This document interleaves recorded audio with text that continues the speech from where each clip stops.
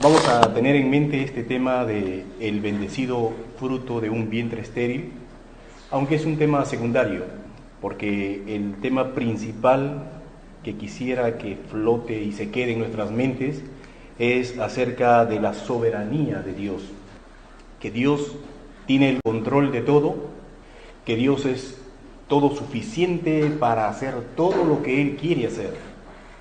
Y nosotros sabemos esto, pero quiero que esté en nuestra mente dándole vueltas. Sobre la soberanía de Dios hay muchos aspectos que conversar y que tocar, pero vamos a centrarnos ahora en el caso de la esterilidad y cómo es que, confiando en ese Dios que es soberano, todopoderoso, incluso eso se puede romper, pero tiene una condición. Tal vez la condición sea aplicable para cualquier caso en el que le pedimos a Dios cosas y decimos, ¿por qué no llegan? ¿Por qué Dios no me contesta? ¿Por qué no tengo respuesta de mi oración? Y es que si no va encaminado a glorificar a Dios, las peticiones nuestras son impedidas, no son respondidas, porque Dios es soberano para hacer todo, pero siguiendo un propósito, llevarse en la gloria. Si es para nuestro crecimiento, Él se lleva la gloria. Si es para ayudar a otros, Él se lleva la gloria. En fin, todo lo que es justo, lo verdadero, lo puro y lo honesto, es para la gloria de Dios. Entonces, en la palabra de Dios se menciona 6 casos de mujeres con esterilidad. Y ya de por sí esto en la mayoría de las mujeres causa dolor, frustración, depresión y todas estas cosas emocionales que se derrumban cuando una mujer se casa con la esperanza de tener una familia y de tener descendencia, y cuando mira que no puede, entonces hay ese dolor interno que en todas estas mujeres ha tenido que haber. Pero que es interesante que estas mujeres mencionadas en la palabra de Dios cumplieron un propósito especial. Es como si Dios las hubiera hecho estéril a propósito, para cumplir una función, para que Dios sea glorificado. Entonces, de estas 6 mujeres que son Sara, Rebeca, Raquel, la madre de Sansón, que no tenemos el nombre de ella, Ana, la madre de Samuel, y Elizabeth, la madre de Juan el Bautista. Todas ellas ejercieron fe, pidieron al Señor, y la razón por la que ellas pedían esto, pedían un hijo, ya hemos mencionado que es para la gloria de Dios, para glorificar al Señor. Tenemos el caso de las 3 primeras que están relacionadas con justamente Abraham, Isaac y Jacob, los 3 personajes o los 3 patriarcas de los cuales la Biblia va a hacer mención varias veces, donde dice, yo soy el Dios de Abraham, Isaac y Jacob, pone a ellos 3. Pero fíjense que a ellos 3, Dios les puso esta barrera, esta traba, de tener mujeres estériles. Dios, habiendo querido hacer una gran nación a través de Abraham, le pone como obstáculo, un terrible obstáculo que era la vejez y encima la esterilidad. Y ellos tienen que romper esto porque Dios les había hablado, les había dado una palabra, les había dado una promesa, y ellos tenían que creer la promesa de Dios, esperarla y recibirla por fe. Y así es como Abraham puede romper esta circunstancia tan frustrante, esta barrera tremenda que era la esterilidad de Sara. Luego su hijo Isaac también tiene a Rebeca, que era estéril. En este caso no es ella la que pide, la palabra nos dice que es él, Isaac, el que le pide a Dios, y su mujer fue fértil, es decir, rompió esta barrera de la esterilidad. Y el hijo de ella, Jacob, también tuvo una esposa, Raquel, que era estéril. En este caso, ella, Raquel, le pide a él, le dice, dame hijos o si no me muero. Y Jacob le dice, ¿y acaso soy Dios que pueda yo arreglar ese problema? No le hace caso. Entonces ella después va a Dios y le empieza a suplicar. Y Dios rompe esta barrera también y le da a uno de los hijos que fue muy usado por la gloria de Dios, que fue José. Entonces es interesante ver cómo estas tres primeras mujeres tienen que ver con un plan especial de Dios, porque a través de romper esa barrera de la esterilidad se formó un tremendo pueblo indestructible hasta ahora, un pueblo respaldado por Dios, un tremendo pueblo sin igual, el pueblo de Israel. A tres de estas mujeres Dios mismo se le aparece, o sea, tienen una aparición o una respuesta celestial. Dios les dice a ellos que iban a concebir, como el caso de Sara, la mamá de Sansón, e Elizabeth. Y a las otras no, pero todas ejercieron fe, pidiéndole a Dios para que se solucionara ese problema. Entonces, como una mención solamente de que a veces hay respuestas de Dios anticipadas, hay promesas de Dios, pero otras veces no. Pero lo que prima es pedir a Dios, llegar a Él y pedirle: Señor, rompe esta barrera que me impide ser fértil. De esta mujer, la madre de Sansón, sale un ser excepcional, Sansón mismo, un hombre sin igual. Y de esta otra mujer que también fue anunciada por Dios, fue Juan el Bautista, un hombre que Jesús mismo dice de él: no hay mayor profeta que él, porque él justamente preparó el camino, anticipó el camino para que Jesús entrase. Muy bien, de todos estos ejemplos de mujeres que pidieron a Dios, el que resalta es el caso de Ana. Tenemos tal vez una descripción mucho más detallada de la angustia que ella vivía y de cómo ella después agradece lo que se considera ahora el cántico de Ana, o la oración de Ana simplemente, que es todo un conjunto de verdades que se manejan ahí y que nos sirven a nosotros también para hacernos nuestros propios desafíos, para romper también nosotros esa barrera de la esterilidad. Así que Ana es un ejemplo de fe. Y ella lo que ella pide para ella es para la gloria de Dios. Aquí encontramos a una mujer que era atribulada. Se burlaban de ella. ¿Quién? La otra mujer que tenía a su marido. La poligamia no es permitida por Dios, las costumbres de ese tiempo lo permitían. Bueno, ahí vienen las consecuencias también de esto. Decía que la otra mujer, que se llamaba Penina, cada vez que ellos iban al templo a ofrecer las ofrendas, se burlaba de ella porque ella no tenía hijos, mientras que Penina sí tenía varios hijos. Tanto Penina como sus hijos la entristecían, se burlaban de ella. Entonces, Ana sufría una angustia, una terrible pena dentro de ella, lo que ahora podemos llamarle con las palabras de depresión. Esta mujer no comía ni dormía por este problema, que no tenía ningún hijo. Entonces ella, con toda esa tribulación, con toda esa tristeza que tenía en el alma, se acerca a Dios y empieza a pedirle al Señor, a rogarle con lágrimas delante de Dios que pueda concebir un hijo. Pero en su petición ella nos hace ver y nos enseña que había un propósito. ¿Por qué pedía ella un hijo? No solamente era para la realización personal, para que ya cesen esas angustias y esa burla y esa tristeza que ella llevaba dentro de sí, sino que también quería glorificar con esto a Dios. Y le dijo: Señor, dame un hijo, y ni siquiera va a ser para mí, yo te lo dedicaré para ti, el resto de sus días será para ti. Vemos entonces ahí un propósito que era el de glorificar a Dios. Y Dios se lo concede. Y ella tiene el hijo que pedía. Y hay muchos más detalles y muchas cosas que se podrían sacar de esta oración de petición de Ana, ¿no? Porque ella pidió que sea un hijo el que venga. Pero bueno, en fin, lo que nos interesa es que el Dios soberano escucha nuestras peticiones, cuando su fin es glorificarle a Él.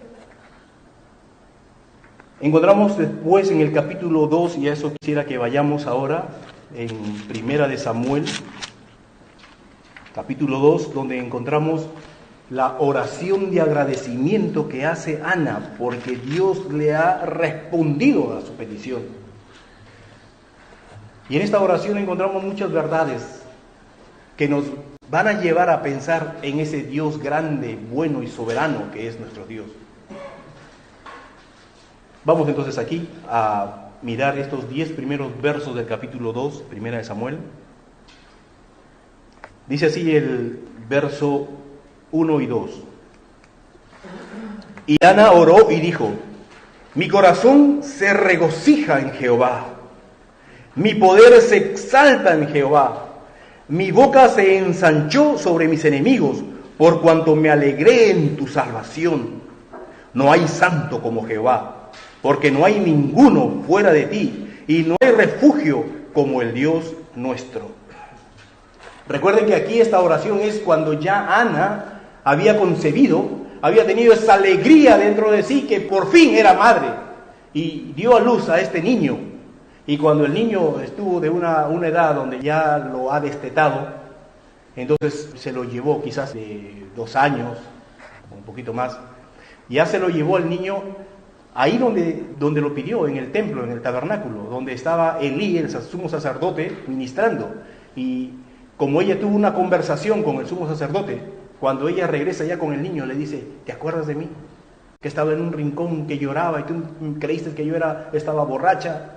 Pues no, yo estaba atribulada y te pedía por este niño, pedí a Dios por este niño, y aquí está, mira, Dios me lo ha concedido.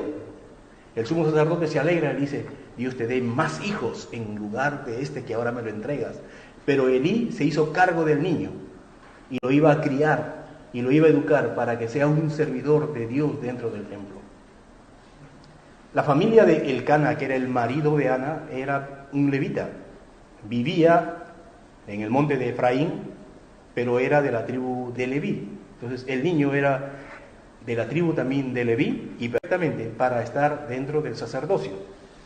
Entonces Elí lo acepta y se encarga ya de criarlo para servir a Dios.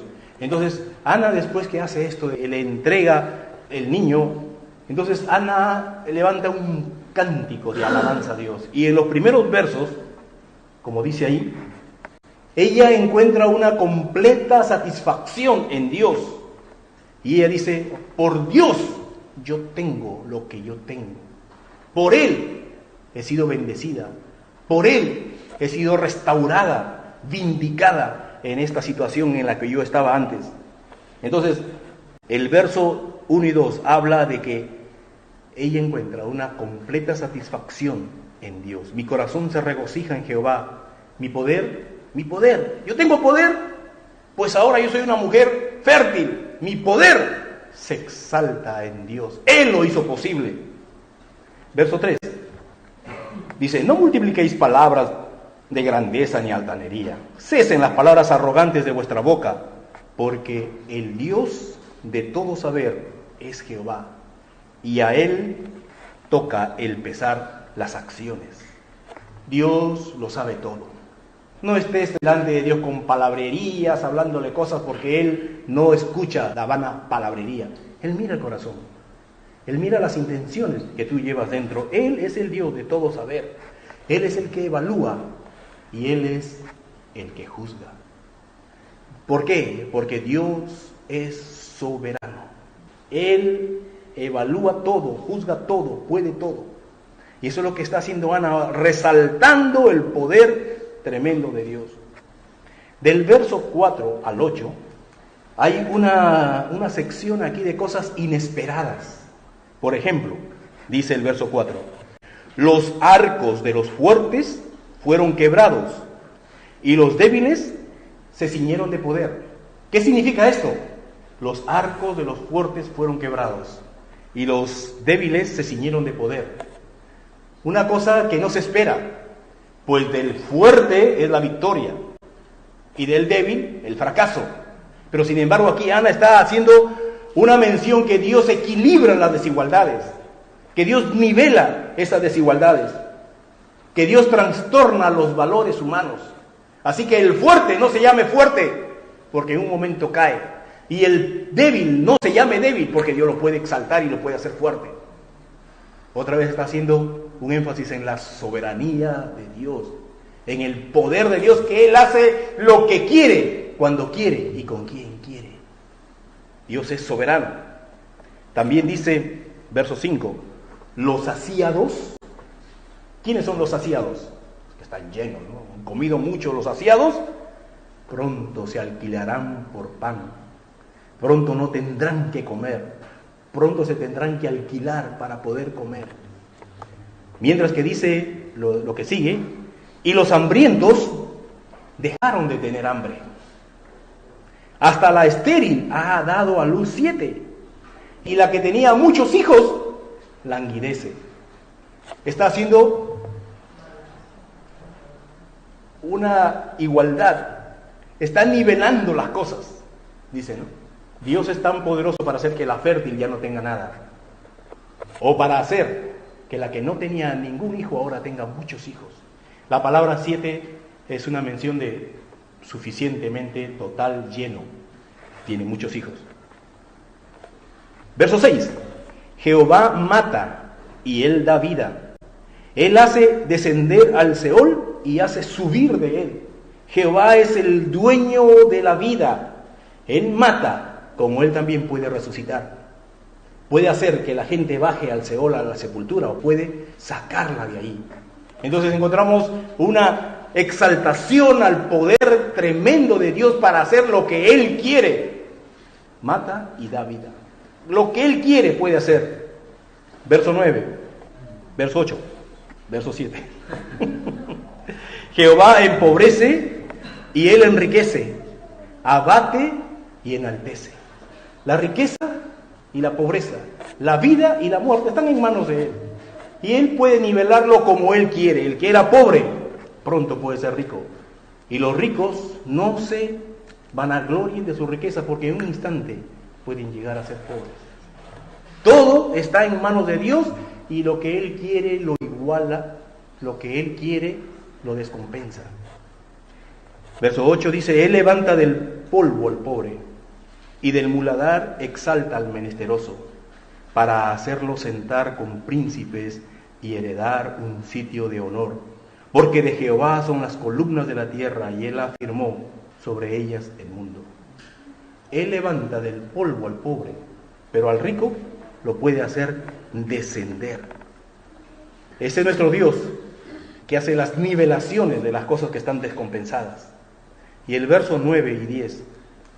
Él guarda los pies de sus santos, mas los impíos perecerán en tinieblas, porque nadie será fuerte por su propia fuerza. El verso 9 dice, Él guarda los pies de sus santos, hace justicia, mas los impíos perecerán, tendrán su justo castigo. Entonces, Dios puede hacer todo lo que quiere, es cierto, pero Él no va a hacer cosas que sean injustas.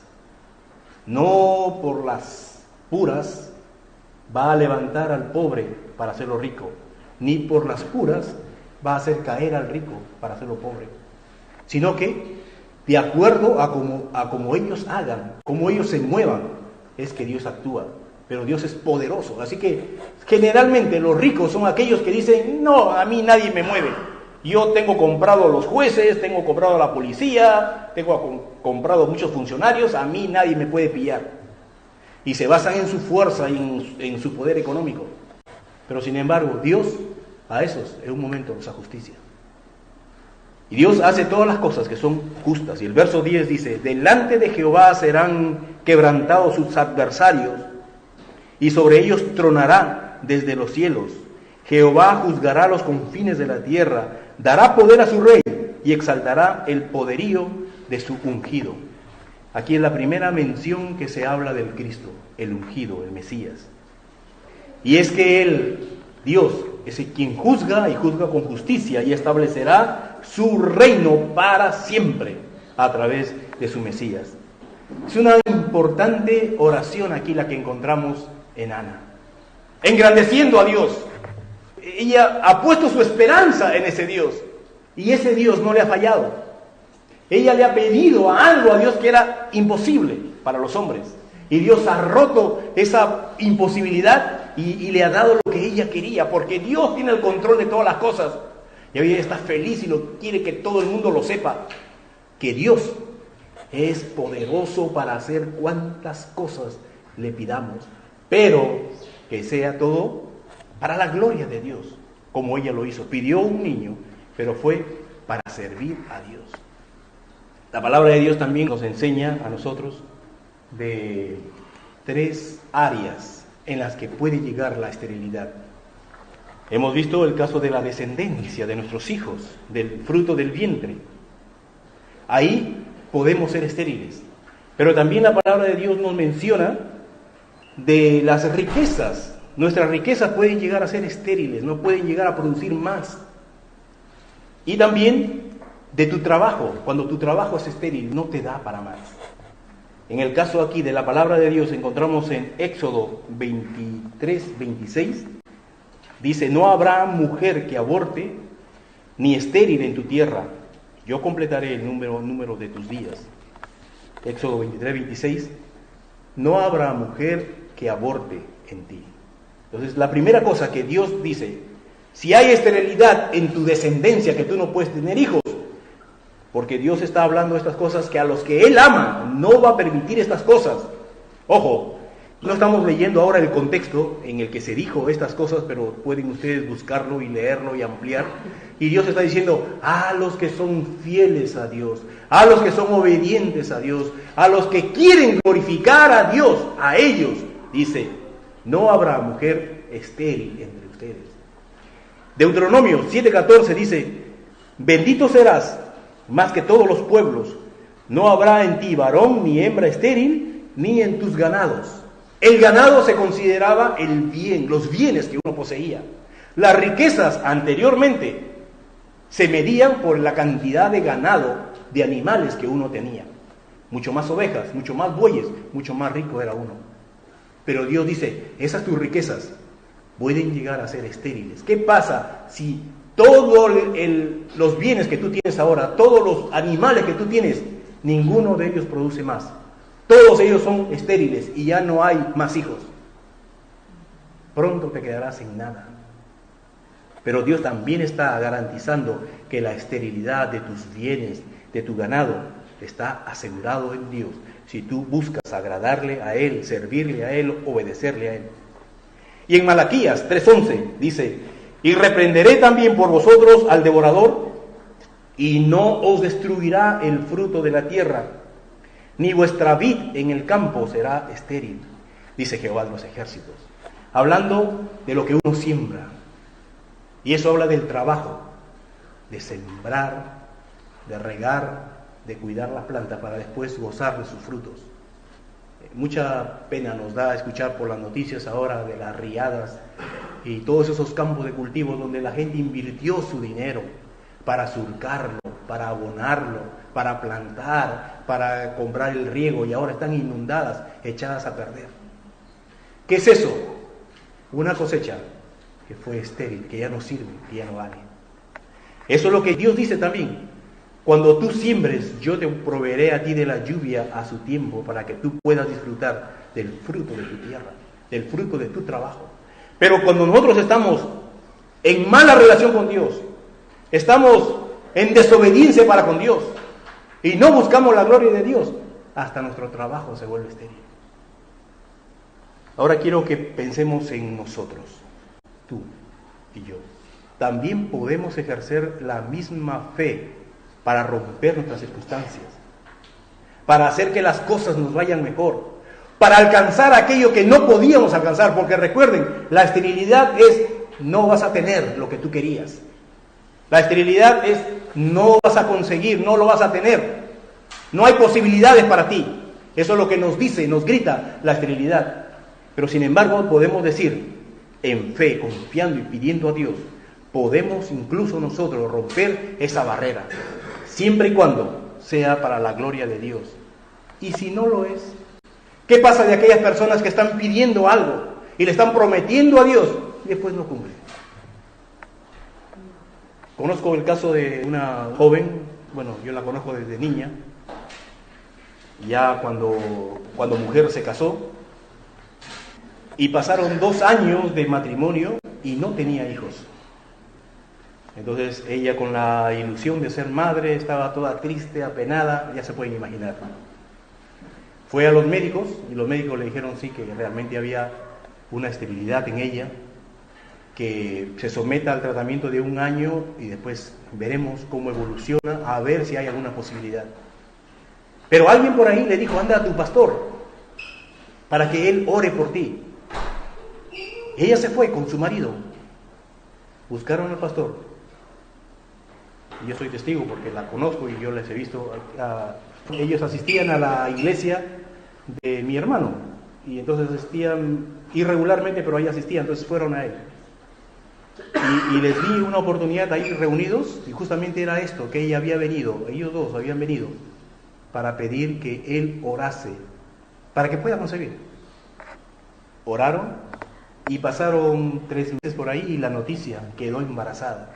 Un milagro de Dios. Esas cosas que a nosotros nos alegran saber y ver cómo tenemos un Dios poderoso que contesta, que da las respuestas. Muy bien, se embarazó y dio a luz una niña y al poco tiempo se divorcia del esposo. Y ahora me da pena en las publicaciones a veces que yo veo en el Facebook de ella con su hija, ahora está viviendo acá en España también, ahí pintarrajeada en los disfraces del Halloween.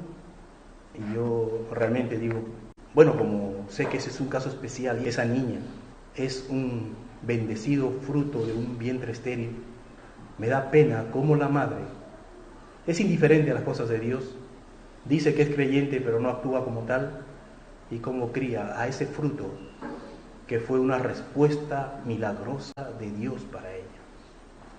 Sin duda dará cuenta delante de Dios, sin duda, porque lo que le pedimos a Dios con tanta vehemencia y al final de cuentas resulta un desastre para con Dios. Le decimos, sí Señor, para tu gloria, para tu honra, pero después no. De eso he visto muchos casos, sobre todo de jóvenes. En la iglesia, en las peticiones de oración que teníamos las noches de los miércoles para orar, las peticiones por ingresar a la universidad eran muchas. Que hay que orar para ingresar a la universidad, por esto. Y orábamos por diferentes muchachos y muchachas. Ingresaban a la universidad. Y después, chao, se desaparecían de la iglesia. Hay muchos que piden un trabajo. Cuando consiguen el trabajo, se van. Un coche, una esposa o cualquier cosa. Una vez que lo consiguen, se van. Así como nos da pena eso, yo quisiera que nosotros nos examinemos a nosotros mismos y nos mirásemos que nosotros somos también producto de un vientre estéril. La palabra de Dios hace una semejanza entre Sara y Agar, las dos mujeres con las que Abraham tuvo hijos en el principio. Y en el libro de Gálatas, el capítulo 4, hace una alusión que esto es una figura y pone a los judíos como descendientes de Agar, la que es esclava, la que está bajo la esclavitud de la ley, y nos pone a nosotros los creyentes como el fruto de Sara, el hijo que vino por la promesa. Lo que no éramos llegamos a ser. Nosotros los gentiles estábamos lejos del plan de Dios, por así decirlo, y nosotros somos hijos de la promesa, como dice en Gálatas, que nosotros somos hijos de la libre, que vino por fe, nosotros. Entonces nosotros somos un fruto bendecido de un vientre que era estéril. Estamos en la misma posición de esta jovencita que les he mencionado hace un rato. Es el fruto bendecido de un vientre estéril. Y nosotros también lo somos. No deberíamos estar aquí sirviendo a Dios, conociendo de Dios, porque la salvación, según un plan inicial, era para los judíos. Sin embargo, la salvación ha venido para con nosotros y ahora somos considerados hijos de la promesa, hijos de la libre. Y ahora quiero hacerte esta pregunta. Tú como un hijo o como un fruto de un vientre bendecido, de un fruto de un vientre estéril, ¿te estás comportando para la gloria de Dios? ¿Estás teniendo en cuenta esto? No debimos haber existido. Sin embargo, existimos por la misericordia de Dios, como iglesia hablo. ¿Estamos glorificándole a Dios? ¿Estamos pensando que todas las cosas sean para la gloria de Dios? ¿Estamos exaltándole a Él? ¿Estamos siendo ese Samuel? Me gustaría que leyesen y estudiasen un poco la vida de este hombre, de Samuel, del hijo de Ana. ¿Somos también así para la gloria de Dios entregados? Y que Dios nos hable y nos diga: te he levantado a ti porque los demás han fracasado, como le dijo a Samuel. El sacerdote y sus hijos han fracasado y yo los mataré. y me levantaré un nuevo sacerdote que eres tú, por el hijo de Ana. Y nosotros estamos en esa misma posición. Dios nos ha llamado porque los demás han fracasado. Debemos comportarnos en la medida de esta bondad de Dios. Y así como ven muy al fondo, muy tenue la palabra, la soberanía de Dios, ahí está. Dios tiene el control de todo. Si tú quieres obtener aquello que piensas que no lo tienes, ni que lo vas a tener porque me han dicho que no puedes, en Dios se pueden romper esas barreras, porque Dios es soberano para hacer todas las cosas, siempre y cuando cumplas el propósito que sea para la gloria de Dios. Y ahí les dejo, y vamos a tener una conversación con nuestro Dios de una forma personal. En Dios puedes tener lo que tú quieres, pero que sea para la gloria de Él. Así oramos a Dios.